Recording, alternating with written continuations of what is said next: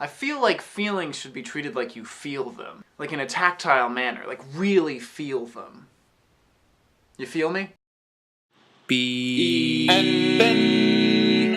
Hello everyone. I find it interesting that when we use language about emotion, that language implies tactile touch. We talk about feelings, we talk about being hurt, we talk about being touched. All these things can be used for both feeling and feeling emotionally. And yet often it's harder to treat emotions that way because we don't see them. My number one example and my number one pet peeve is when people talk about, why did you let that hurt you? You know the situation, you're out and about when all of a sudden someone comes up to you and they can either say something that makes you feel really good, or they can come up to you and say something incredibly ignorant and just totally hurt your feelings. You go on Facebook, complain to your friends, man, I just got really hurt today when someone came up to me and told me that I was fat.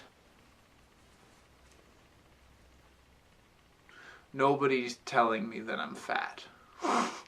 Just thinking about an example. And then there's that friend that comments, why did you let that hurt you? And I just disagree with that sentiment. To me, if I were to visualize metaphorically what that situation was, it would be as if someone came up to you, smiled, and punched you in the face. And then you go home and you tell your friends, someone just punched me in the face. And your friend's response is, now why did that cause you pain? Why did you let a punch in the face hurt you?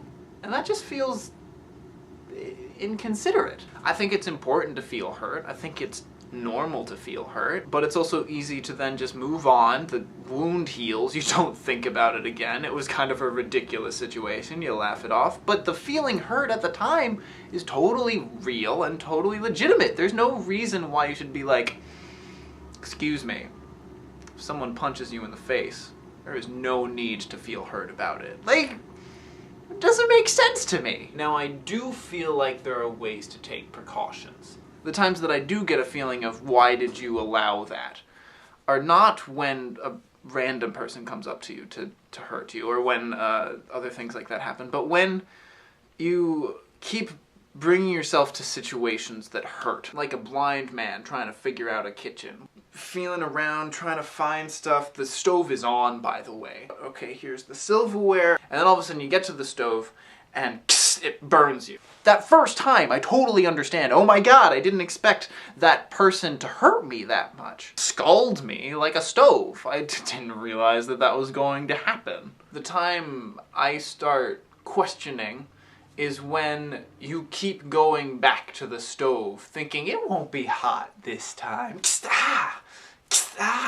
And I think there are ways to take precautions. So if you know that something usually hurts, to try to just be like, okay, I understand that this is going to hurt, so to like brace yourself emotionally, or try to avoid those situations, or other things like that. But that's not to say that if a situation surprises you, that it hurts you, that you should have known any better. So I guess my conclusion is just be more aware of emotions and feelings and being hurt. Not only your own feelings and understanding yourself and what is a punch in the face or a scald on the stove, but also what is being pet, what is emotionally orgasmic. It sort of feels like our job in humanity is to use that knowledge to guess how other people will feel, but more importantly, to learn about one another and how things do make us feel. And usually those people that we are willing to take the time to figure out what makes them feel certain ways, those are the people that we tend to call our friends. But it's important to try to understand those that we don't know very well. But usually, the more you do that, the more they become friends.